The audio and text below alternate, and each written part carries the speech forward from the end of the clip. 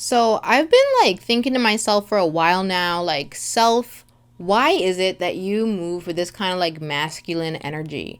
And, the more healing I do and the more I get into archetypes and all that stuff, I realize that not only do I have a masculine energy, but I have this like wounded masculine energy about me. So either I'm like aggressive or I like completely withdraw. And, basically, like, how do I put this? I am not the Mufasa. Like, I am Scar all day. And so it's really funny if you think about it because, his name is Scar and he was the wounded masculine. But then on top of that, if you think about Scar, he always kind of had this little like feminine quality about him anyway. And that's not really here nor there. I'm just putting it out there. But today I want to talk to you real quick about the wounded masculine and how it shows up in motherhood. And this came up because I was reading an article this morning. I think it was on Medium, but it touched on polarity. And so basically, what it was saying was that in ideal intimate relationships, whether you're in a heteronormative relationship or not, there's going to be one partner that has a more masculine energy and one partner that has the more feminine energy. And it just got me thinking. Like, there's a lot of like follow the bouncing balls going on here, guys. So I'm sorry about that. But that got me thinking about how often I don't feel feminine in motherhood.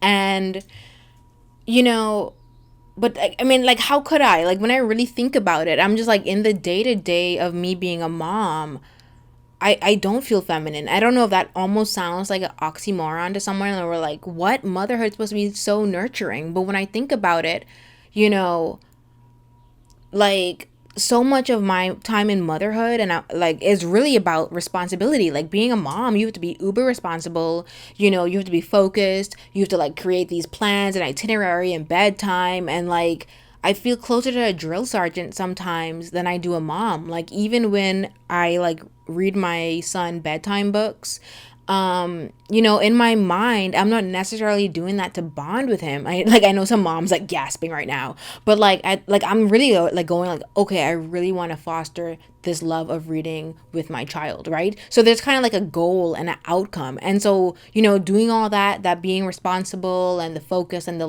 logical side, all of those are really masculine qualities. Especially when you get to the point of being controlling. Like, that's actually a very wounded masculine way to go about doing things. But it just still got me thinking, like, what are really the alternatives? Because I feel like this is what modern parenting is. And actually, speaking of modern parenting,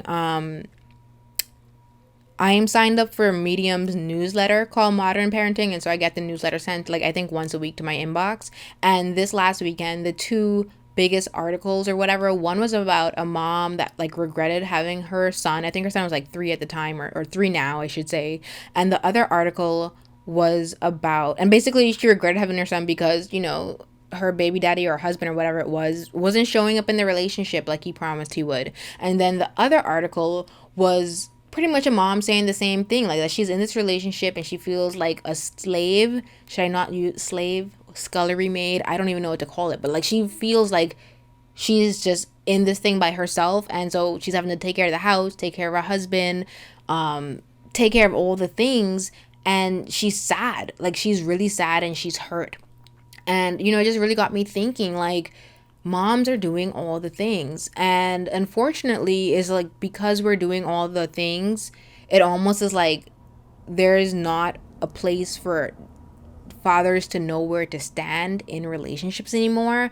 And so it's a real tricky situation because, obviously, like, we needed the 1960s, we needed the women's marches, we needed, like, the women's liberation and all this stuff.